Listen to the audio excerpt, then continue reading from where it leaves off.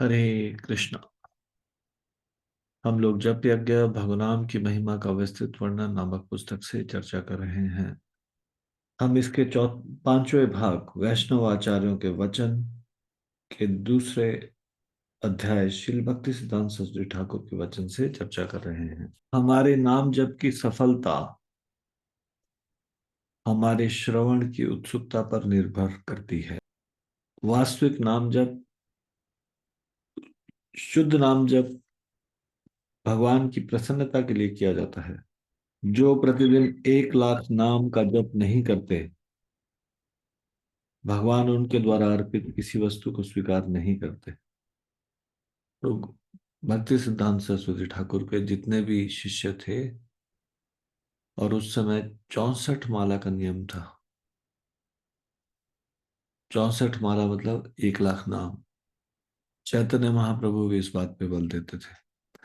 चैतन्य महाप्रभु केवल उन्हीं के घर में भोजन करते थे जो कम से कम 64 माला का जप करते हो। भगवान के प्रत्येक भक्त को 1 लाख नाम जप अवश्य करने चाहिए, अन्यथा वह भगवान की सेवा नहीं कर पाएगा, क्योंकि वह स्वयं को इंद्रिय तृप्ति से मुक्त नहीं कर पाएगा। जो भी गौड़ी मठ में रहता है, उसे प्रतिदिन 1 लाख नाम जप अवश्य करने चाहिए। तो ये उन्होंने उनका आदेश था उनके शिष्यों के लिए। और भक्ति सिद्धांत सरस्वती ठाकुर के शिष्य लोग उस 1 लाख नाम का जप करते थे प्रतिदिन। हमें यह स्मरण रखना चाहिए कि यदि हम अपने आध्यात्मिक गुरु, जो पवित्र नाम के आचार्य हैं, को निष्ठावान तथा प्रेममयी सेवा अर्पित नहीं करते, तो संभवतः हम पवित्र नाम जप करने की शिक्षा प्राप्त नहीं कर पाएंगे। तो देखिए, 1 लाख नाम का जप है का अर्थ है कम से कम 6 घंटे जप में लगाना। जो लोग फास्ट कर लेते हैं, वो डेढ़ डेढ़ घंटे में भी जप हो जाता है, नहीं तो सामान्यतः 2 घंटे में। तो प्रभुपाद के जीवन में भी हम देखते हैं, सुबह जब अपने कार्य करने के लिए जाते थे तब भी जप करते थे, शाम को वापस आते थे तब भी जप करते थे। तो अभी भी वृंदावन में ऐसे बहुत सारे भक्त हैं जो कि प्रतिदिन 64 माला का जप करते हैं। 64 माला का जप करने से अन्य किसी व्यर्थ के कार्यों में लग ही नहीं सकते, क्योंकि उसके लिए अवकाश ही नहीं है, समय ही नहीं है, संख्या पूरी करनी है। 64 माला का जप, तो आइडियली तो एक व्यक्ति के पास समय ही नहीं होना चाहिए, इतना व्यस्त होना चाहिए भगवान के नाम में। और 64 माला 1 लाख नाम जप के ऊपर भी जप करते कई भक्त। लेकिन जो लोग गृहस्थ हैं और जीविकोपार्जन के लिए कुछ कार्य करते हैं, जिनको जॉब करनी पड़ती है, उनके लिए थोड़ा कठिन है। लेकिन जो भी सेवानिवृत्त है, रिटायर्ड है, उनको सबको अपने नाम जप की संख्या को बढ़ाने के विषय में सोचना चाहिए। यदि कोई व्यक्ति पवित्र नाम जप नहीं करता, तो उसे अपने दुर्भाग्य को दूर करने का कोई अन्य मार्ग नहीं मिल सकता। शुद्ध नाम का जप करना, ये हमारा प्रयास रहना चाहिए।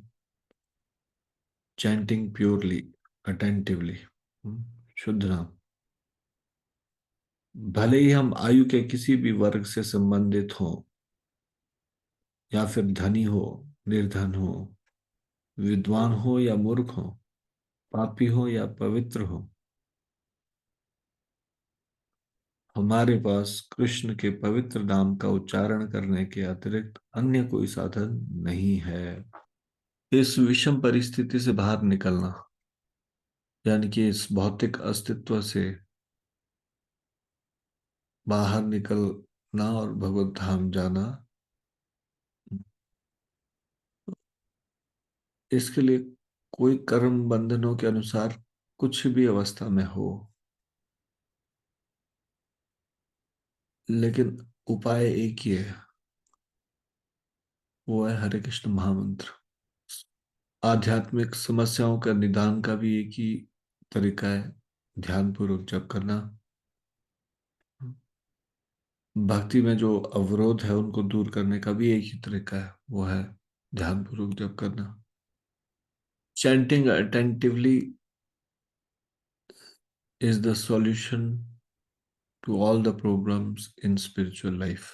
आध्यात्मिक जीवन में जो भी समस्या है, वो सारी समस्याएं ठीक होने लग जाएगी एक चीज से, मत मात्र एक चीज से। ये रामबाण दवा है, ध्यान पूर्वक जप करना। हाँ, कई बार हमको बहुत सारे प्रश्न मन में होते हैं। हाँ, भक्ति में आगे बढ़ने के लिए सहनशील कैसे बने, विनम्र कैसे बने, अमानी ना मान देना कैसे बने, इन सब का एक सॉल्यूशन है। हम्म, वो है ध्यान पूर्वक जप करना, यही सॉल्यूशन है। और आध्यात्मिक जीवन में जितने भी उपद्रव है, उसका एक ही कारण है, असावधानी से जप करना। Inattentive chanting is the root cause of all the problems in spiritual life. And attentive chanting is the solution of all the problems in spiritual life. ये इतना महत्वपूर्ण है। यदि कोई भी व्यक्ति गंभीर है भगवत प्राप्ति के लिए, भगवान को प्रसन्न करने के लिए, भगवान की भक्ति में आगे बढ़ने के लिए, तो वो इस चीज को इग्नोर नहीं कर सकता, इस चीज की उपेक्षा नहीं कर सकता। क्या? ध्यान पूर्वक जप करना। तो इसको हम यहीं पे भी विराम देंगे। श्री जप यज्ञ की जय, श्री हरिनाम संकीर्तन की जय, श्री नाम प्रभु की जय, शिल प्रभुपाद की जय, निताई गौर प्रेमानंदे। हरि हरि बोल।